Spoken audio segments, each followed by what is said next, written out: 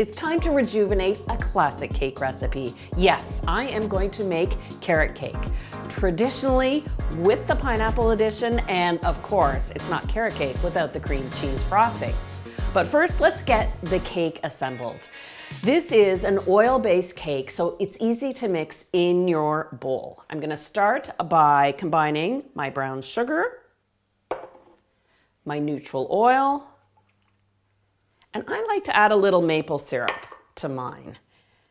It just adds a subtle flavor that rounds out with the carrots. I do add spice to my carrot cake, but I don't overwhelm the carrot cake with spice. Before I add my eggs, I'll give this a little whisk. Time to add those 3 eggs. And I do add them one at a time.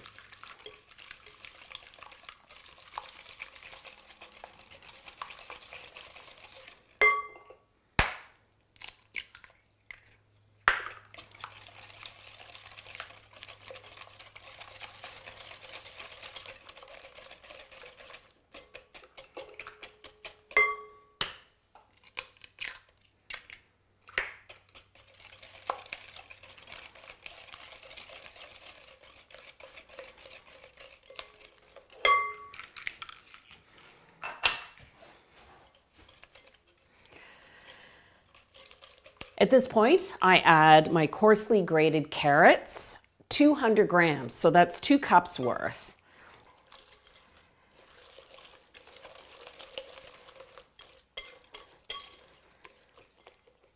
Super simple. Now to sift the dry ingredients.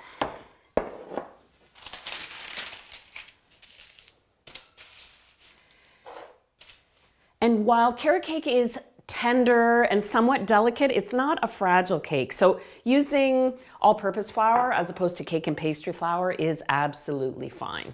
I do add a little bit of cinnamon, my baking powder,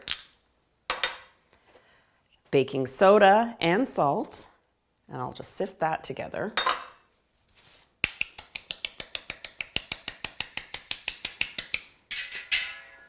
And it gets added to the carrot mixture all at once.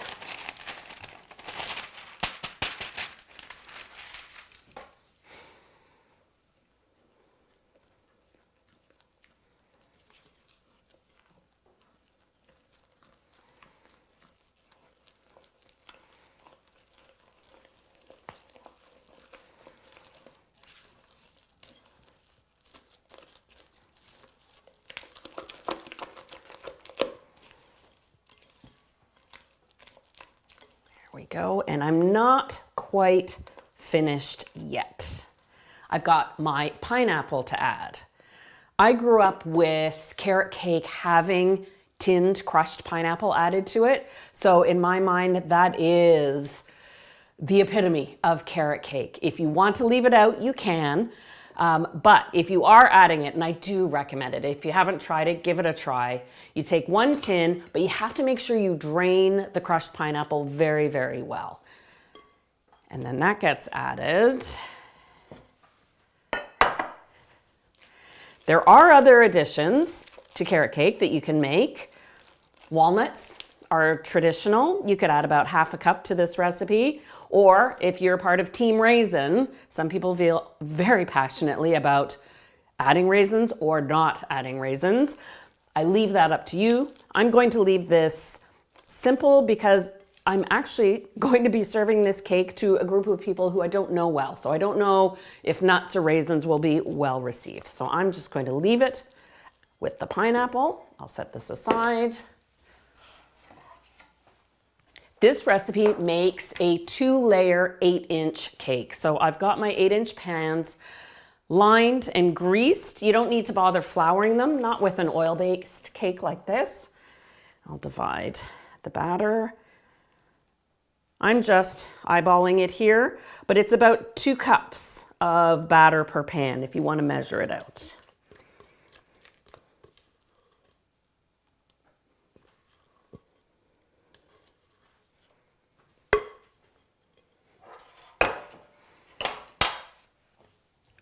Little spread. The batter does spread as it bakes, so I don't worry about it. I always do that, a little drip on the side. These are ready for the oven, which I've preheated to 325. And where a traditional vanilla or chocolate cake takes, I find, pretty much 30 minutes, spot on. Because of the added moisture from the carrots and the pineapple, I give this 35 to 40 minutes, and you test the doneness just like a traditional cake. Insert a skewer in the center. When it comes out clean of crumbs, you know you're done.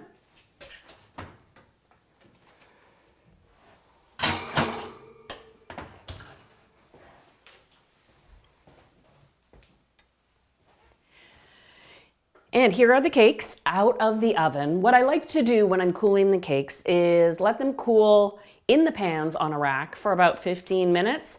Then I take the pans off to let them cool completely. That way you don't get condensation on the sides or on the bottom of your cake layers.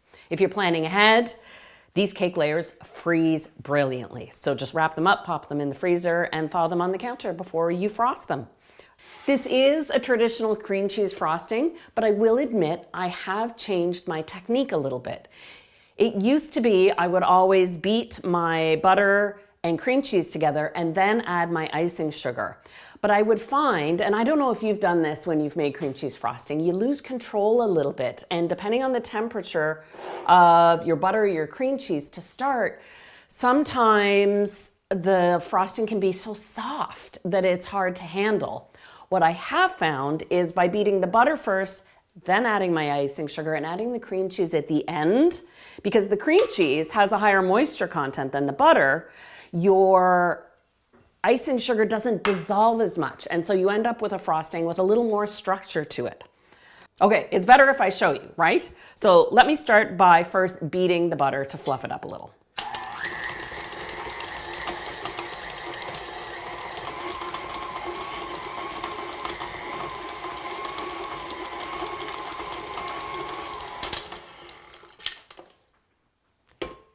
Now I'll add the icing sugar a little bit at a time. Just grab a scoop.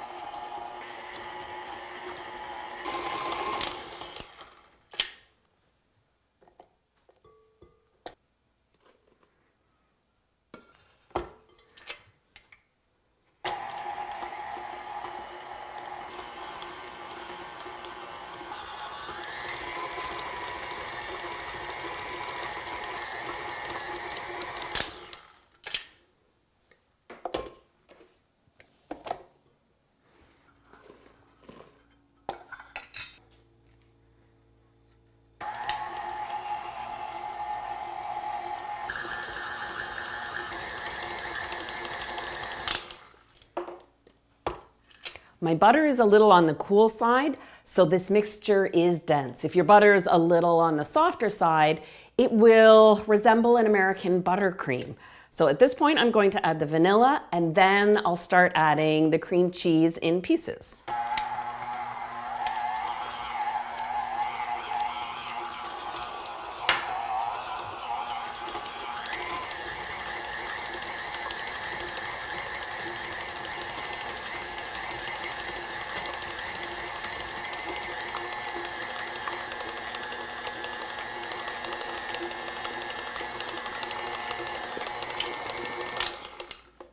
Ooh, getting very close. So all the cream cheese has been added, and you can see we've got a frosting with structure to it. So now I'm going to increase the speed for just about 30 seconds to fluff up the frosting, and then it's ready to use.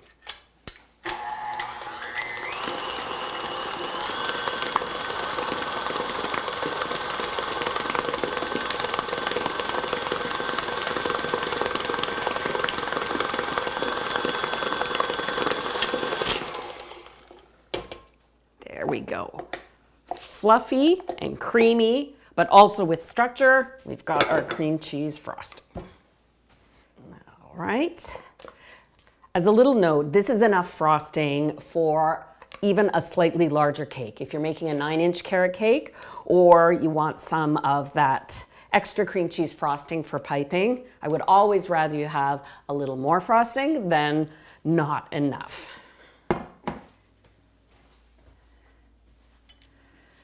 Frosting a carrot cake isn't complicated, so if you don't have a cake wheel, you can just use a platter. I've got a rubber mat to hold my cake board in place. And now for those layers. You can get fancy with a carrot cake, but I think because I'm sort of leaning into a traditional recipe, I'm going to keep the frosting traditional as well.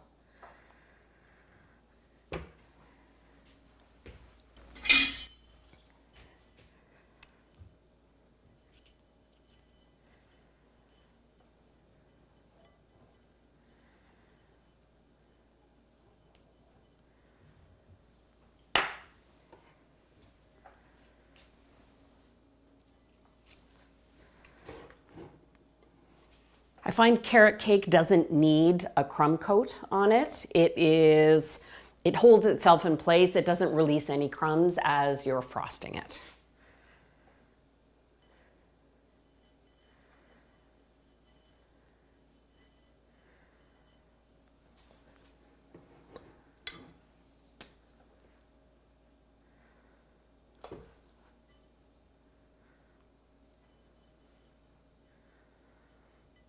Push that frosting right over the edge.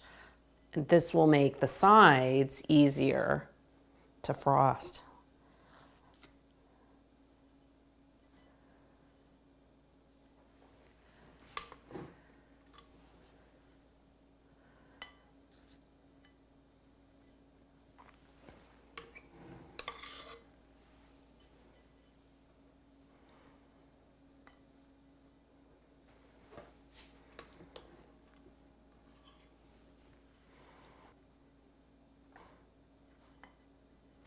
I'm not going to focus too much on the sides because I will use some coconut to coat the sides.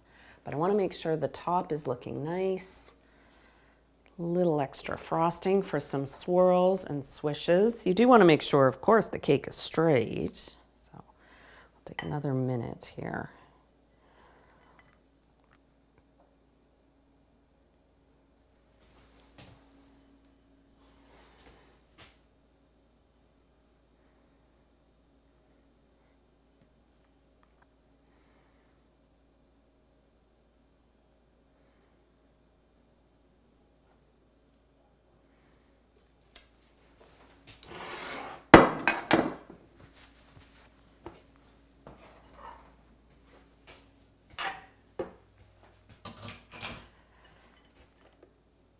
And whether it's walnut pieces, cookie crumbs, or in this case, some shredded coconut that you want to put on the sides of the cake, if you put it in a cake plate, hold the cake from the base, and then just lightly press the coconut on.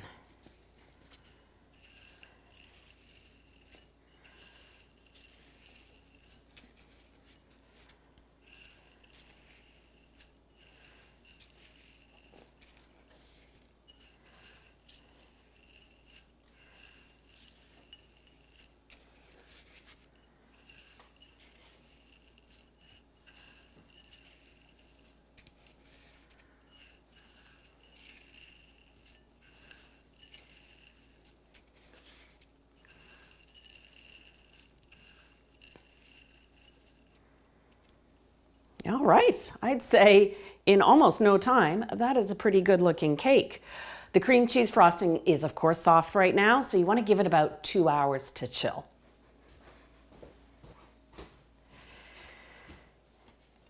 All right, it is time for a slice.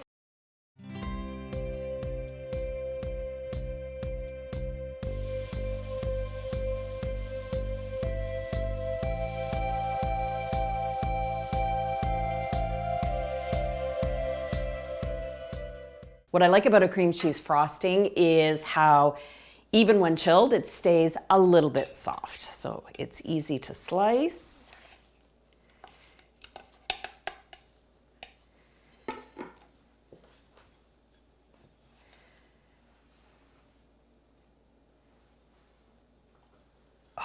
Gorgeous, gorgeous. Oh, you can't help but lick your fingers when you have the cream cheese frosting coating this delicious slice of carrot cake. Well, you've seen how easy this is to make, so I invite you to give this recipe a try. I know you'll love it. It's a staple in our house now, and like I said, I'm bringing this cake to serve to guests. I hope they don't mind that I already took a slice out of it. Have a great day, everyone, and happy baking. I'll see you again soon for another delicious recipe.